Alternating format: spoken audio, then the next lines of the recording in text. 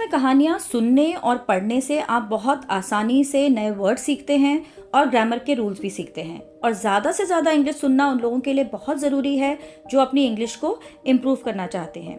आज की कहानी जो मैं आपके लिए लेके आई हूँ इंस्पिरेशनल है, मतलब प्रेरणा देगी आपको, और साथ ही आप इसमें बहुत से नए शब्द भी सीखेंगे। तो चलिए शुरू करते हैं। कहानी का नाम है पुट योर ग्लास डाउन, मतलब अपना ग्लास नीचे रखिए। अब इसका क्या मतलब हुआ, चलिए जानते हैं।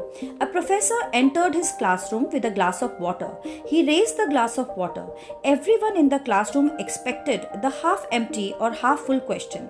तो एक प्राध्यापक जो है वो अपनी कक्षा में उन्होंने प्रवेश किया, उनके हाथ में एक पानी का ग्लास था। ही रेज मतलब उन्होंने पानी का ग्लास जो है वो अपने हाथ में ऐसे हवा में थोड़ा ऊपर उठाया। तो सारे जो विद्यार्थी थे कक्षा में, उनको लगा कि अब ये हमसे सवाल पूछेंगे कि ये जो पानी का ग्लास है ये आधा भरा हुआ आपको लग रहा है या आधा खाली आपको लग रहा है, क्योंकि पानी का ग्लास दिखाकर अक्सर इस तरीके का सवाल पूछा जाता है। To everyone's surprise, the professor smiled and asked, "How heavy is this glass of water?" The answers ranged from 50 gram to 200 gram. तो सबको बड़ी हैरानी हुई कि जो प्राध्यापक थे वो मुस्कुराए और उन्होंने asked मतलब पूछा कि ये पानी का ग्लास कितना भारी होगा।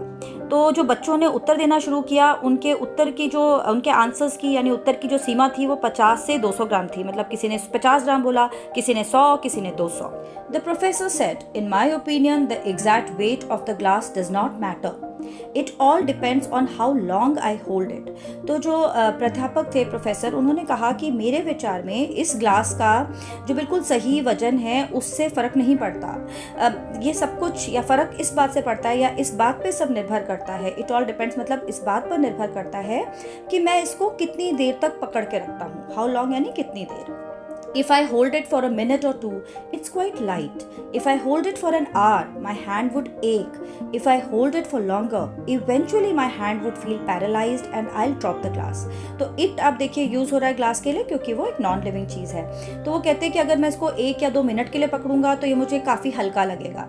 अगर मैं इसको 1 घंटे के लिए पकड़ता हूँ तो मेरे हाथ में एक यानी दर्द होने लगेगा। अब मैं इसको और कुछ देर के लिए, घंटों के लिए पकड़ के रखता हूँ तो आखिरकार जो मेरा हाथ है वो शक्तिहीन, यानी शक्तिहीन, या जैसे लकवा मार जाता है ना, ऐसे हो जाएगा और जो पानी का ग्लास है वो मैं गिरा दूंगा, मतलब वो गिर जाएगा मेरे हाथ से, मैं पकड़ नहीं पाऊंगा उसे फिर उसके बाद घंटों तक। The longer I hold it, the heavier it feels to me. The students shook their heads in agreement. तो उन्होंने कहा कि मैं जितनी ज़्यादा देर तक पानी का ग्लास पकड़ के रखता हूँ उतना ही ये भारी मुझे महसूस होता है। तो जो विद्यार्थी थे, shook their heads in agreement मतलब उन्होंने हाँ में हाँ मिलाई प्रोफेसर के, उन्होंने अपने सर हिलाए कि हाँ आप सही कह रहे हैं। He continued, "Your stress and worries in life are just like this glass of water. Think about them for a while and nothing happens." तो अब बिना रुके उन्होंने अपनी बात जारी रखी कि आपके जो स्ट्रेस है, तनाव है और चिंताएं हैं, जो वरीज हैं जिंदगी में, वो बिल्कुल इस पानी के ग्लास की तरह हैं। आप कुछ देर के लिए उनके बारे में सोचते हैं तो कुछ नहीं होगा। कुछ नहीं होगा मतलब कोई आपको बुरा असर नहीं पड़ेगा। Think about them a bit longer and you begin to ache a little. Think about them all day long and you will feel numb and paralyzed, incapable of doing anything else.